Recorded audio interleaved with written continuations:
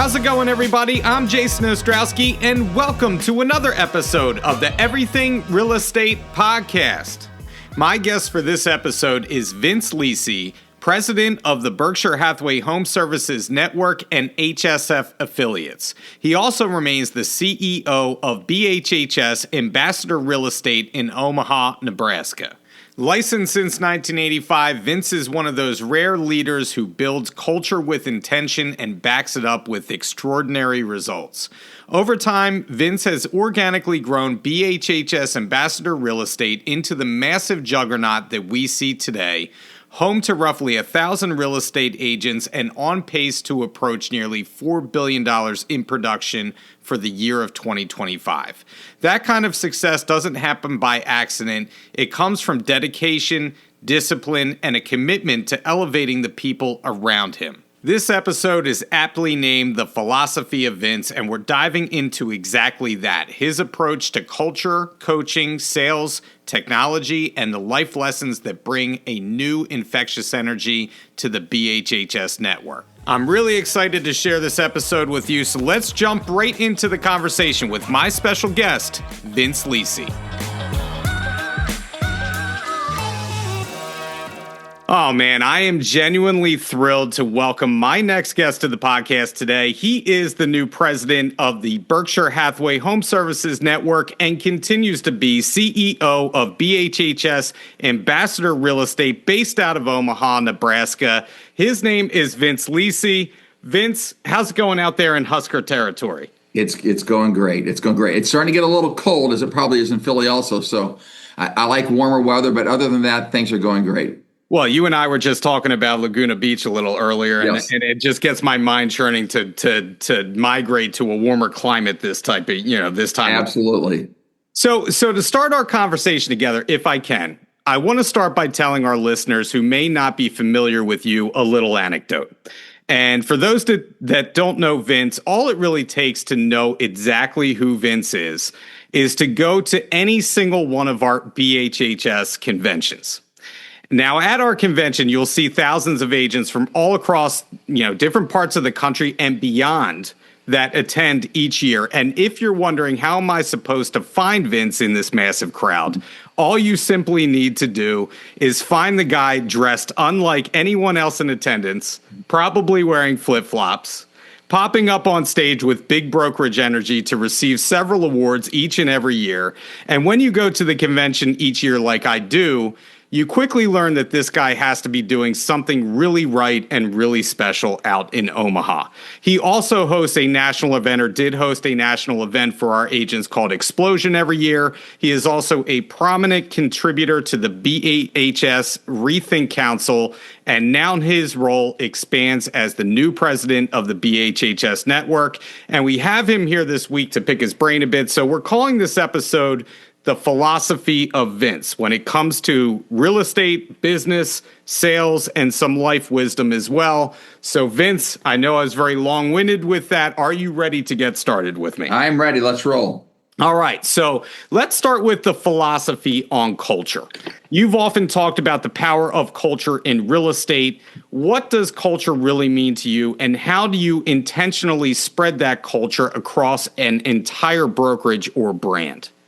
What culture is, let me start, I guess, locally in Omaha. And I spent 3 days out in Irvine, California at our headquarters for Berkshire Hathaway Home Services Network this week. And I talked a fair amount actually about culture. In Omaha, I tell everybody our organization is based on two primary principles. It's culture and coaching, culture and coaching, culture and coaching. And one without the other doesn't work. And so, culture is really what we want to do is and attempt to do in the network. This will be my goal, and we're trying to do it already. And any organization is to create energy, excitement, and enthusiasm where people are walking around with passion and a positive attitude, right? Where people literally actually want to be in the office. They want to be in this organization. They want to be part of something bigger than themselves. So that's kind of what my mind is. You've got to create this energy. And why I talk about coaching in conjunction with culture is they also have to coach right. And I like to use the word coach versus train. I think training is how do we get bigger, faster, stronger. But if you're coaching right, you're in Philly. I'm a Kansas City Chiefs fan, by the way, and so you guys, I had to leave at the beginning of the last Super Bowl. I was going to touch on that. I couldn't take it. We can talk about that later. So that's obviously a sore subject, but but Tom Brady, I think most would argue is probably the GOAT in football. But he wasn't the biggest, the fastest, the strongest, right? But he completely understood and how to read defenses and how to, as things change, to do those things, and he continued to learn in that process and coach himself up. So I tell people we got to coach them to make them better, to make them more productive, to have a better life. But cultures, how do we create an environment? So how do you create a great culture? I think it's an array of a lot of things, right? Is part of the culture is the learning and developing the people. But a big part of it is how do you create that energy, excitement, enthusiasm that I talked about here a second ago. And I think events are a big part of that.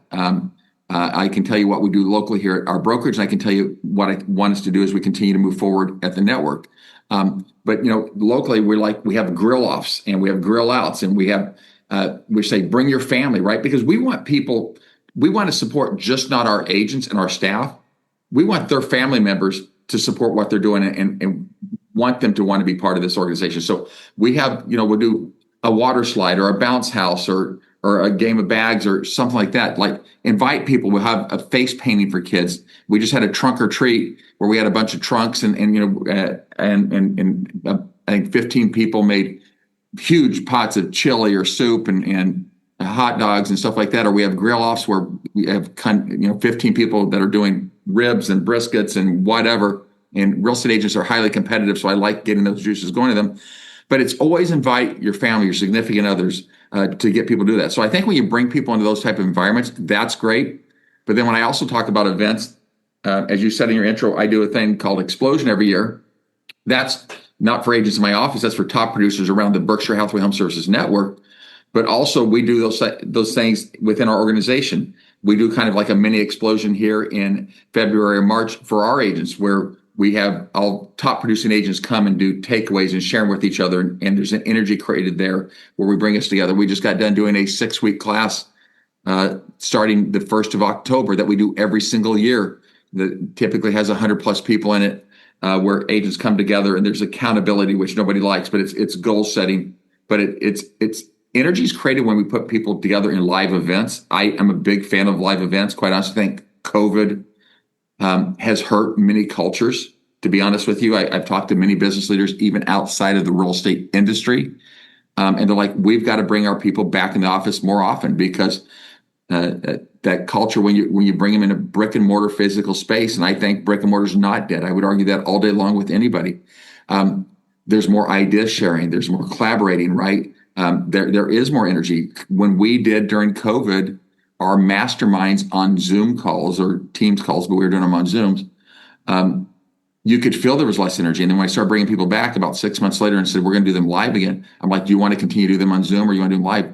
Almost without exception, like, no, the interaction, the energy, the idea sharing, it's all greater when we're live, right? You build stronger relationships with people. There's more loyalty between management and their agents when you do live events. And then the same thing is agents should be doing client appreciation parties and get-togethers for their buyers and sellers and their clients. So, those are just some things that I would talk about when I talk about culture. But culture is creating this great energy, giving value, bringing people together to build stronger relationships and make a place that people want to be, that they feel that they're part of something special that's bigger than their self. We always talked about the first rule of real estate was show up. And always felt very strongly about that. No matter as an agent, as a sales leader, you always showed up, because there's no coincidence that the people that tend to do the majority of the business are the ones that are in the office day in and day out, that take their job seriously. They learn through osmosis, through other agents in the office. You collaborate, do all these things to make yourself better when you show up. And obviously, agents have been showing up in your office. I think, your last tally out in Omaha, you have over 1,000 agents in your office. I think you did over $4 billion in sales. That may not be up to date, but a few years. Pretty close. About 1,000, $4 billion is about the correct numbers again this year. I mean, who's counting at this point? It's crazy what you've built out there. And I want to know, scaling on a national level with that, when you're out there now as president and you're going to these different brokerages, different affiliates, when you walk into a great office, what are the subtle signs that tell you that the culture here is thriving? And so far, I've not walked in a lot of offices. I go to an event where they're seeming to have it offsite somewhere else, to be honest with you. But to me, it's you feel an energy in the space, right? You really do. I mean, honest to God, you walk into some offices, it's like you can shoot a cannon through there. There's nobody there. There's nothing going on, right? You walk into others, there's people talking, there's people working. You just it's a feel. I mean, you literally feel an environment where people are right. You can see if they're happy, they're excited. And to me, it's honestly just a feeling. And I've been telling these people, you've got to get together. You got to do something. I just mentioned, you got to do these client appreciation parties, but you got to bring your people back into the office, because what you just said is absolutely right. That if you're in the right culture, right, the right environment. If you listen, I love listening to Darren Daly. Interviewed Richard Branson and Warren Buffett, Steve Jobs, tons of billionaires trying to figure out what's the best super achievers do. But if you're in the right environment, you're going to be way more productive, right? And that in the right cultures, because what you said is by walking around and talking to other agents, something you talk about walking down the hallways helps you put a deal together or get a listing or something, right? When people stay home, and there's exceptions to every rule, by the way, there's nothing that's 100% all the time. But as a general rule, for the vast majority of people, if you're trying to work from home, there's too many distractions, right? The dog is barking. We were joking about pets earlier, right? The dog is barking. You're taking the dog out. You're taking the dog on a walk. You're doing dishes. You're doing laundry. You're watching a TV show. You're taking a nap. I mean, you get sidetracked with other things. If you're in the office, you're more likely to stay focused. You shut your door. A lot of those distractions disappear, so you're in the right environment. But you're also talking to other productive agents, managers, and leaders on a daily basis. That helps trigger a thought for you to help you more productive, or put a deal together, or put some system in place to be more productive as you move forward, right? So you just that, and not all offices are that way, right? I am a fan of taking smaller offices and merging them together, two or three. I've talked to a number of brokers, like, let's start putting some of your managers, your brokers together, because the truth is, if you have three offices, you need three great managers to have three great cultures. But if you can bring a couple of those together, there's more energy with more people. And now you can rely on one great leader versus three great leaders, because it's harder to get 3 or 10 or 20 great leaders than it is to get 3, 4, or 5, right? To me, the answer to your question is, and I'm ADHD, so I get sidetracked a lot. It's when I walk in, I feel that energy. I feel like this office is dead, or I feel like this office is alive. And if it's alive, my guess is that attitude of abundance. People are sharing, people are collaborating, people are doing those things. That's what I find in those offices that have that energy. I want to take it back to the 80s, specifically like the late 80s, early 90s. You're building this office out in Omaha. I believe your mother was involved at that time. My mother passed away, yes, in 2001. Correct. Yeah. I'm sorry for your thank you, loss. I wanted to go back to them because you had mentioned something about there really weren't many teams back then. Right. And you had teams come in. And so when it comes to, teams, being around teams for several decades now, when you're trying to build a team and selectively building a team, how do you keep that culture within the team? Let's break it down to the small teams that are in the office, the brokerages within the brokerages. How do they keep that culture without sacrificing, that integrity of the team? So, I would say it was the late 90s, early 2000s. The light bulb went off in my head. I was getting ready to take over the organization. I'm like, man, if we're going to grow, because we were not even 100 agents at that point in time. And our growth has always been organic. It's not been going out and buying other organizations or doing mergers or stuff like that. I'm like, what are we going to do? Well, I went to a Mike Ferry conference, and he was starting to talk about teams. And I'm like, you know what? There's a generational change here, right? So I started studying generational behavior, and you were starting to see, like, baby boomers was a generation of me against the world, kind of the hell with everybody else. That was kind of their mindset, right? I'm oversimplifying, but that's not far from the truth. But we were now seeing, as people were coming up through kids heading into the real world, it was like, no, let's do this together, right? We all get ribbons. We all get a pat on the back. But the bottom line is they're like, I don't want to do this by myself. It's actually funner and it can be more productive doing this with other people. And so I'm like, I don't think this is a trend that's going to go away. I think this is something that's going to actually build. And so I started encouraging people to do teams. Now, by the way, not everyone should start a team. Some people are rainmakers and that's their best use. They need to get an assistant. Their team needs to be getting assistants to help them.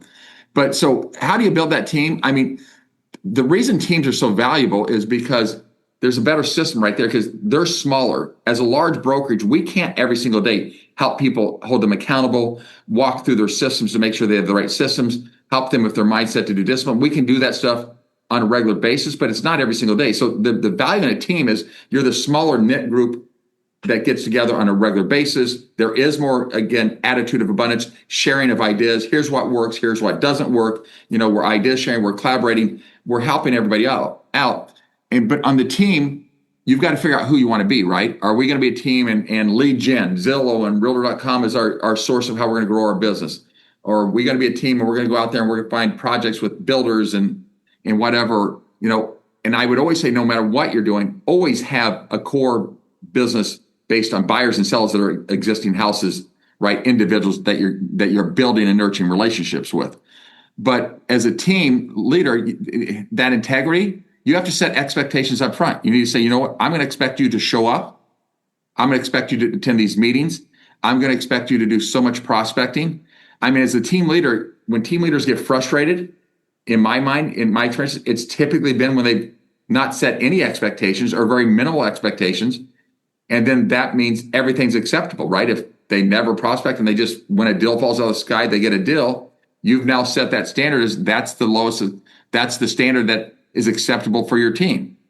And most team leaders don't want that. So I'm like, you got to be there, right? They need teams, I think, have to have their own events outside of the company's events, right? To build that camaraderie with each other. But to me, it really comes down to setting expectations is, we're not going to tolerate nonsense. We're going to do things ethically with integrity. And I expect you to have a certain work ethic. It always has amazed me. This is for all ages, not just teams, that as independent contractors, the vast majority of agents don't do that well, right? It's really, when we look at this, it's a very small group. It's only the top 10, 15, 20% at top do almost all of the business, quite honestly, right? The top 20% are doing like 90+% of the business. Is if you went to a job and they're paying you $150,000 a year and you're salaried, and they told you have to prospect, do revenue generating business growth, prospecting activities 1 to 2 hours a day, and you didn't do that, what's going to happen? You're going to get fired. But yet, how many agents, right? If anytime you have a room full of agents, you say, how many of you prospect an hour and a half a day, an hour a day, forget 2 hours a day? Not very many hands go up, is there? And I'm like, here's the problem. You have a bad boss. And I'm not your boss, unfortunately. You're your own boss. You got to look in the mirror here, right? So that's what's always amazing about this business is the toughest part about this business. People love this business. The good and the bad about this business is the same thing, right? You have the freedom to do what you want, when you want, how you want, right? We get in this business because it allows us the freedom to run to our kids' sports events or to go work out when we want or to come in late or to work late, right? We can move our schedules around our personalities. The worst part about this business is we have the freedom to do what we want, when we want, how we want, right? If we don't want to show up, we don't have to show up, right? Because we're our own boss.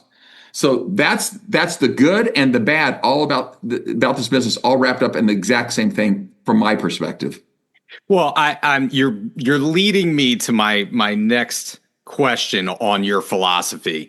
In your eyes, what defines a great agent today? Not just in skill, but in mindset and philosophy. What makes for those rainmakers that you talked about earlier?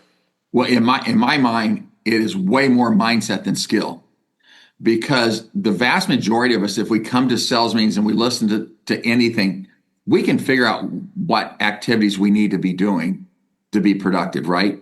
It's the discipline is the number one thing that separates the good and the great from the rest of the pack, quite honestly. And so as I've done the last 8 years, the explosion event, 200 top producers coming around the country, and I put panels together, throughout those 2 days of them talking. The common theme is always their mindset. It's that they have disciplined themselves and put a system in place that works for them. And it's different for different people. For me, I have to time block. If I do not time block, I'm ADHD. Man, I can put things off till tomorrow or next week or next month, just like anybody else. I had to create a system for me to figure out I have to do these things on a regular basis.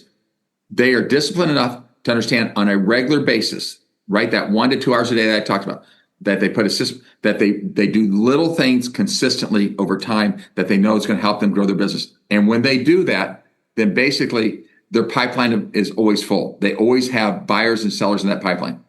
To me, it is creating that mindset of discipline to make sure that you put a system in place to do these things on a regular basis. It is mindset more than, because there's not that many wow moments like, oh, wow, if I did that, I'd get rich in real estate tomorrow. No, it's like most of us know what to do. Most of us aren't disciplined enough to do it on a daily basis.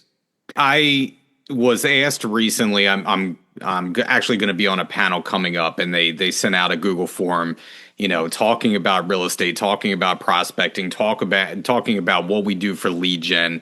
And they ask, if you could give a new agent one bit of advice in terms of your lead gen, what are you going to do? Or what would you advise them to do? And simply put, it doesn't matter. There's 101 different ways to market yourself to the absolutely people, but whatever you do, just do it consistently. I mean, I can't. You talked about there's no magic bullet out there. It's what you put in and day out, and do it consistently that drives your business. Would you agree with that, Vince? I would totally agree with that. The other thing that I do think is important, I think successful people, it comes back to mindset, is they are doing goal setting or business planning. They're strategically looking at what they're doing and what, right? I want you to value your time as much as I want you to value money. Oh, I invested $1,000 in this. Well, wait a second. Okay, I invested 5 hours in this. If your time is worth $200 an hour, that wasn't free, right? Because if your time is truly worth $200 an hour, and by the way, for everyone that doesn't know this, a very simple rule, and I could do this with anybody in a matter of seconds if we walk through this, is 2,000 work hours, right? If you work 50 weeks a year at 40 hours a week, that's 2,000 hours. So for every $100,000 you make a year, on average, your time's worth $50 an hour. So if you're making $200,000 a year, your time's worth $100 an hour. And so when someone gets to that point, that's a productive agent and doesn't have an assistant, I'm asking them, why are you doing $25 an hour admin work when your time's worth $100 an hour? You should be the rainmaker doing more of these prospecting, business growth, revenue generating activities. So your time goes to worth $150, $200, $300 an hour, right? So I want people to value their time and their money and what's the rate of those things. And I think that's another thing that's really important for successful people is they set goals. There's science that shows, that's proven. If you do goals and you look at them daily or regularly, or if you have a dream board or a goals board and you look at that regularly, your mind is going to be more likely to help you accomplish your goals. So set goals, analyze as any successful business would on a periodic basis. What's my rate of return on my time? What's my rate of return on my money? And that'll help keep you focused and more likely to be successful. And I know when you went to college, you were a finance major, yes, if I remember correctly. And I can hear the finance guy in you talk about that. You're a big investment guy as well. Yes. And yeah, time is money. And the other thing I wanted to talk about is what you're saying there. A lot of that is the coaching aspect, and you're big on coaching. So I want to get your philosophy on coaching and making agents more productive. You're a big advocate for coaching. What's your philosophy on developing agents so they reach their potential and not just their quotas? Yeah. First of all, I do want to give a plug for the network. Jimmy Burgess, we brought him back into the fold, and he's for both Home Services of America and for the Berkshire Hathaway Home Service Network every Friday morning. Actually, I think right this moment as we're talking, it does a Friday morning quick win collective that he sends out to people. And so again, take time to do those things. But coaching is an array of things. I talked about masterminds earlier, right? That's really a way. That's part of coaching. For we're coming in there is like we're keeping them focused. What's one thing you're focused on to grow your business? We give them updates in the market. Then we share a subject matter for everybody in those things. So coaching is either one-on-one. It could be a group on one. It could be coming to a class. But your question was how do you use coaching? I apologize. I don't want to get off track. But it's how do I use? I'm a big fan of coaching. How do we use coaching to help them be productive? Basically, right? Yes. Yep. It's coaching to me is to give them little ideas to continue to tweak what they're doing based on their personality. Because I want people to be the unique individual they are, right? People are like, well, people don't like me on video, or they don't like how I sound. I'm like, well, I don't know if you know, the people that like you already know how you sound, and they do know how you look. And how you look right now on video is how you look. So, and that is how you sound. So get over yourself, but be the unique individual you are. So coaching to me is, how do we put a system in place, right? And I tell people, when you time block, and this is a big part of coaching, is help them put that system in place. Your schedule should include three things in my mind. It should include your personal life, right? Date night, kids, workout, hobbies, vacations. Put that in your schedule. The second thing it should include is your current business. Everybody should put the first thing, right? Your buyers and your sellers. You're going to work on those things and schedule that so you're prepped for your listing presentations and your listings that you have and your buyers you have. But the third thing that gets ignored too often is the prospecting business growth activities, right? That has to go in there because most people are on a roller coaster ride in real estate because they have no business, panic sets in, they now want to listen to what we tell them to do. They're disciplined for a short period of time. They get some business, they work on the business, they keep working on the business, but they're not working on their future business. I want you to work on your current business, your future business all at the same time. So coaching has helped them understand things that they do that hurts their self, and how do they put a system in place to regularly do these things to do it. And I'm telling, and the crazy thing is, I can tell you what to do and tell you for free, and you can go pay a coach $1,000 a month to tell you what to do and tell you the exact same things I do. And as stupid as this sounds, I just know this for a fact, you're going to be much more likely to do those things if you're paying the guy $1,000 a month to tell you to do it than if you're not. And how stupid is that, right? Because we're not self-disciplined, but there's a pain of paying someone. So my God, if I'm paying something to them, I better get something out of that. So I do the exact same thing that I just was told for free. But it's truly, coaching is little. The coaches don't. I tell people, if you're going looking for big ideas, don't go to coaching. You're going to coaching for little ideas to tweak the unique person you are, to meet your personality, to figure out. Right, you said there's 1,000 things you can do out there to grow your business. Find the ones that are in your alley. If you hate open houses and you can't get your mind around, don't do open houses, right? But what you always have to do is you always have to build relationships. One of the things that scares me is that I believe we're heading into a world with AI and innovation and video, and we're doing a podcast right now, and social media, is that some people believe that that's replacing the business we're in, which is the relationship building business. And I don't agree with that. We're in the relationship building business first and foremost. It's been that way the last 40, 50 years. I believe it'll be that way the next 20, 30 years. Social media, video, technology, AI, innovation, all of these things are nothing more, in my opinion, than vehicles to create opportunities to build stronger relationships with people.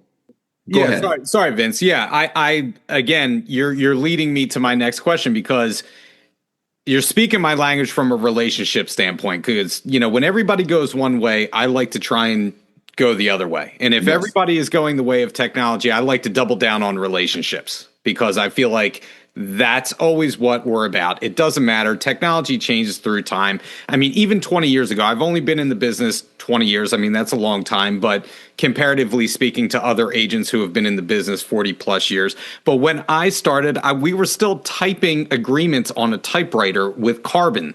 We were doing the carbon copies. I mean, it's crazy to me to think how far we've come. But what hasn't changed, obviously, is those relationships. And it's always going to be about those relationships. But with the advent of technology and AI and all these different things that we're seeing now, obviously they come into play. So what is your philosophy on the rapidly changing market? The technology evolves faster than most brokerages can adapt. How do you decide which technologies truly enhance relationships and productivity, and which are just distractions? That's a really great question, right? And so at the network level, we're trying to analyze, okay, what's the best website? What's the best CRM system? How do we, and the point is, the best today won't be the best tomorrow, right? So which ones do we believe have the best ability to adapt and change with times? Because we are in a time where change is happening at a speed we've never seen before, right?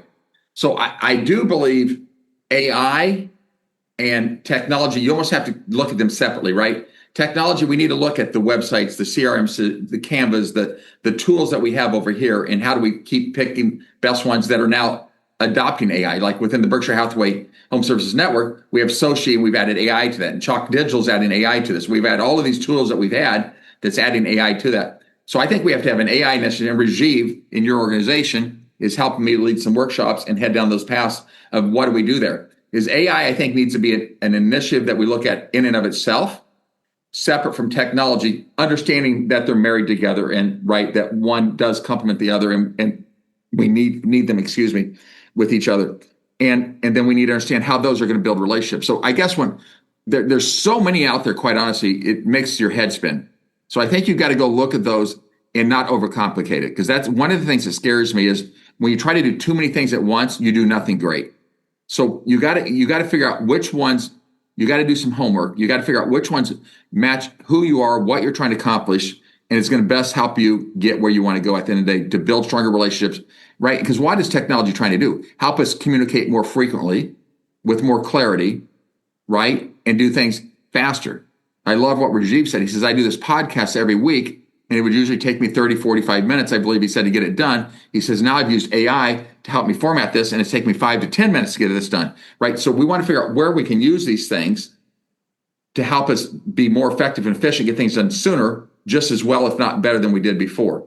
But I think you've just got to look, we've got to look philosophically at everything. We got to make sure we're continuing to change as the world's changing.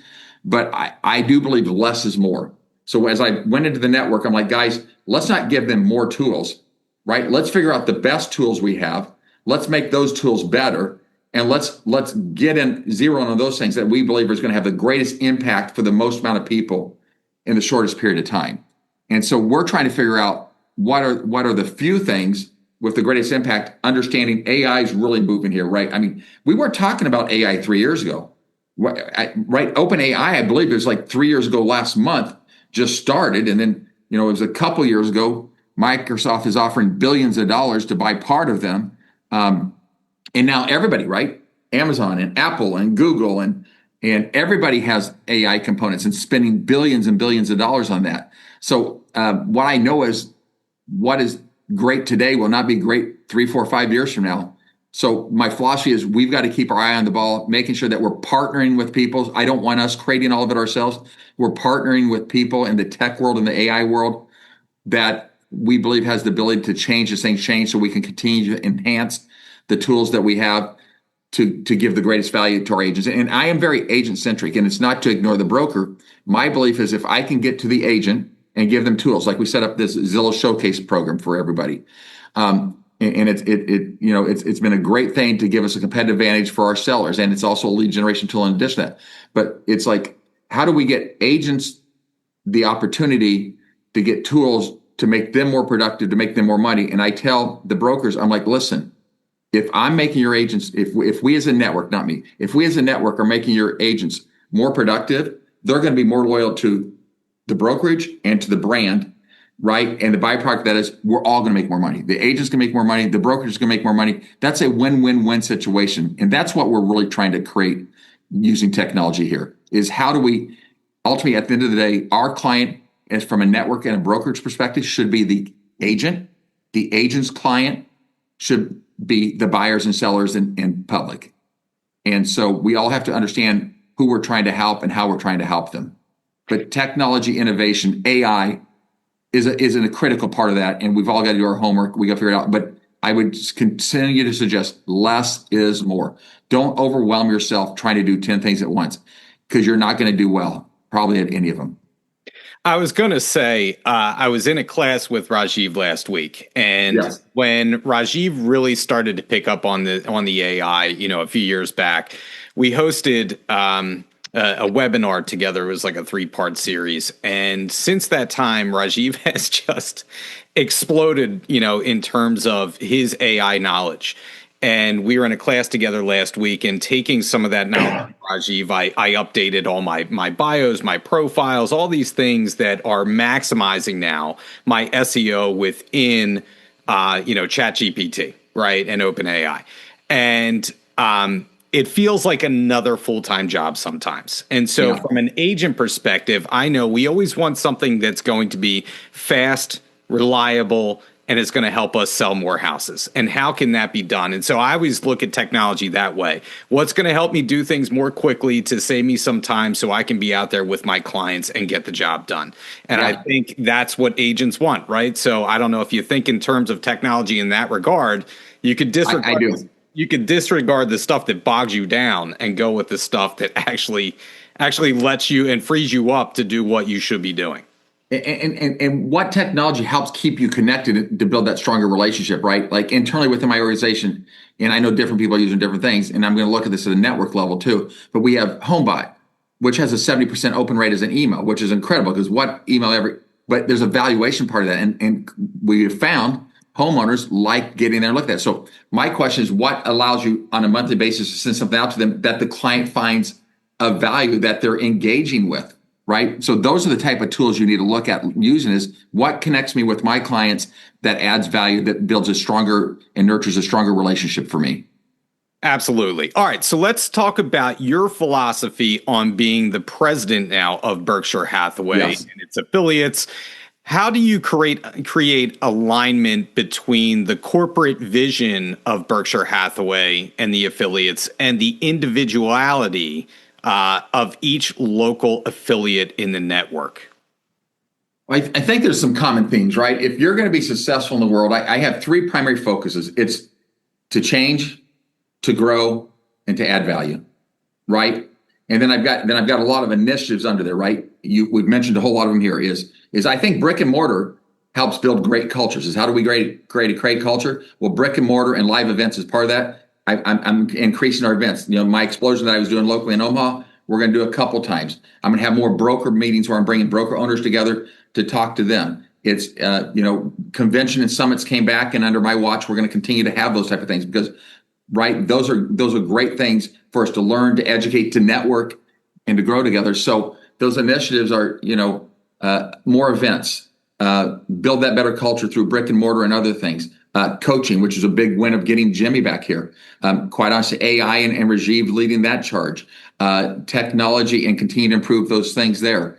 Marketing and advertising. I want us to be more visible on what we're doing to make sure that we're attracting clients and agents, and people in the public. They're seeing us and we're being more visible. So I've got a whole lot of initiatives, and I just went through a whole bunch of those. But what I think is important is communication.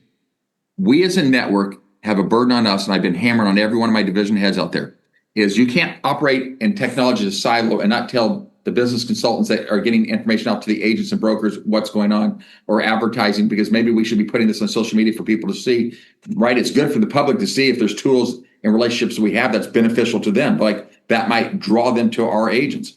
Is we've got to communicate, as I can always say, with more clarity, right? More frequency and more value as we move forward. And so I want to make sure every one of our divisions, that technology knows what AI is doing, which knows what marketing is doing, which knows what coaching is doing, which is knowing events doing, and events has a coaching component to it. They're all married together. And so what I need to do is, even though brokers are running different models, ultimately at the end of the day, I'm primarily focused on helping understand the agent's needs and getting the tools and the systems and the support to them that's going to help them grow their business.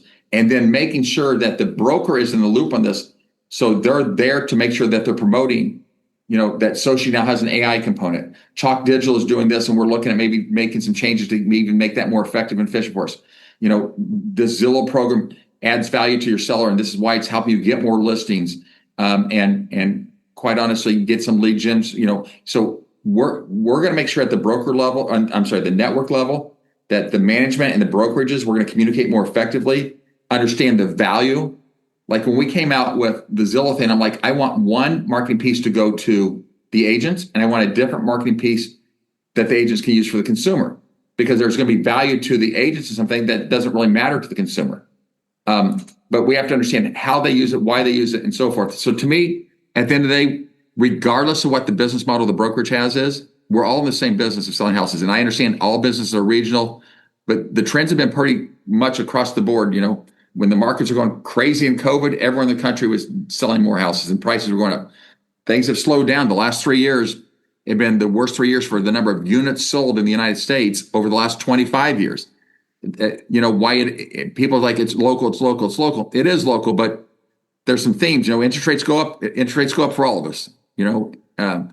Prices are going up. Most areas they are. Some they're moving different directions. So it's communicate. It's add value. It's make sure that we understand that we've got to continue to change and grow, and then we've got to effectively communicate. And so we've got to do a much better job as a network with social media and those type of things to get the word out there to the public, to agents, to other agents that we want to attract our brokerages and network.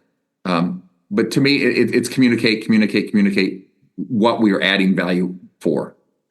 And I know you mentioned your personal philosophy being to change, grow, and add value. Yes. So I want to end on this, your own personal philosophy. Now, we mentioned that, but finally, what personal philosophy has guided you throughout your real estate career, or the principle that you hope that every agent takes to heart after hearing this conversation? First of all, I want to you said something that tripped the thought, and I apologize again for my ADHD. That's all right. Is when I talk about coaching, I learned this a number of years ago. Sometimes people will hear me say, well, he wants us to work more hours, to make more money, to be more successful. And that's not true. I want you to work smarter. I don't want you to work more hours. I want you to work the same amount of hours or maybe even less hours, which is the reason I always tell people, get assistance and get systems to make more money, to have more free time and balance in your life, to do the things that you love, right? Your hobbies, your passions, to spend more time with your loved ones, your friends, your family, doing the passions you do. So when I'm talking about coaching, it's not about work more hours to make more money. It's about working smarter, to be more effective, to be more efficient, to have a better grade return, to have a greater quality of life. Because what we work to live better lives. And so I guess my philosophy in life has been, I learned a long time ago, when my mom passed away, I'm like, okay, do I really want to be in this business? And I'm like, I do. And I'm like, what is my goal? And my goal is to enrich the lives of others. And I think real estate gives us the greatest, we just happen to be in the real estate business. And there's not many better ways to enrich the lives of others by helping them find the home to live in, to raise their family, to entertain in, to grow up in. And so I think that my mindset has always been, if I have that mindset of helping serve others, to helping other people's lives be better, if when I'm gone and I'm not in their life, that, if they can look back and say, wow, by this person being in my life is better, that, they've helped me have a better life because of this or this or this. I think if you have that mindset, you're good. I'm a karma guy. And I swear it works. I would argue this with anybody any day of the year. If you have that mindset, it gets returned to you multitudes more than what you're giving. Serving others, and the byproduct of that is going to be good things are going to happen, right? I think that's a great place for us to land and kind of end things. I know that you are a busy man. You have to get out of here. I have one more question for you. Please.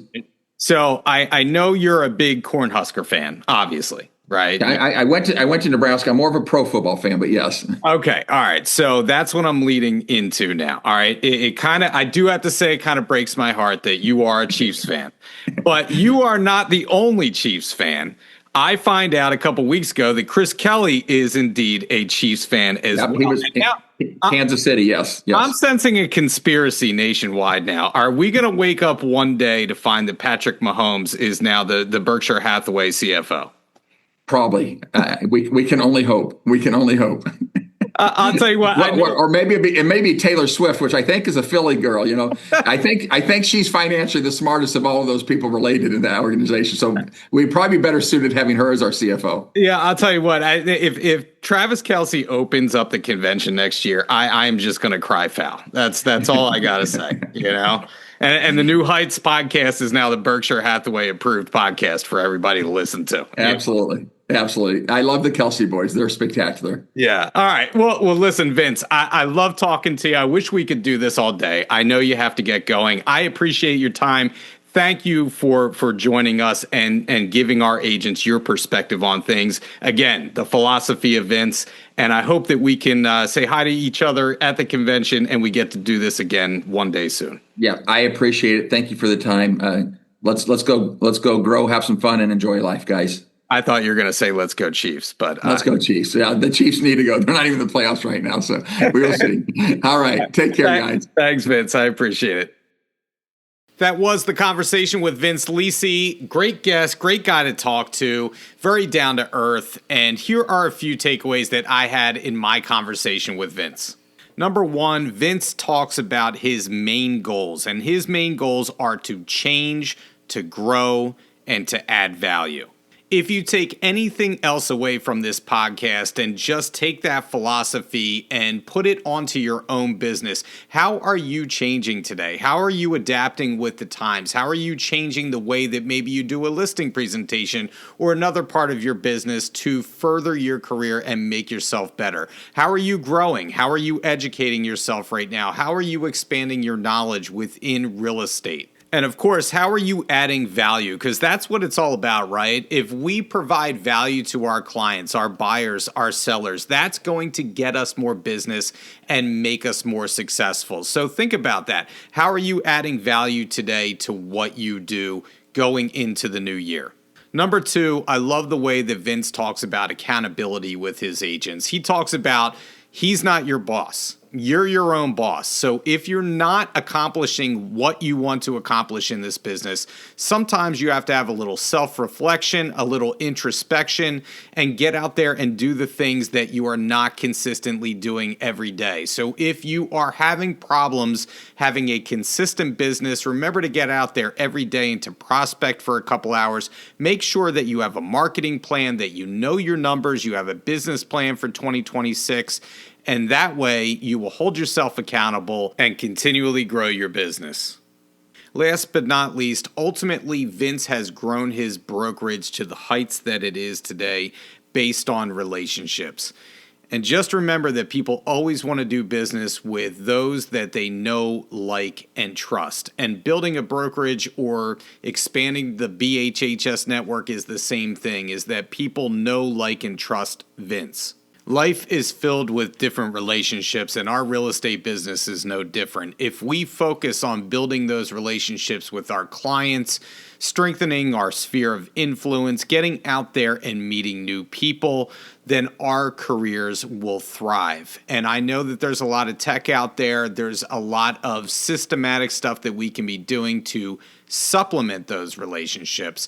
But at its core, our business is built on relationships, built on growing those people that know, like, and trust you.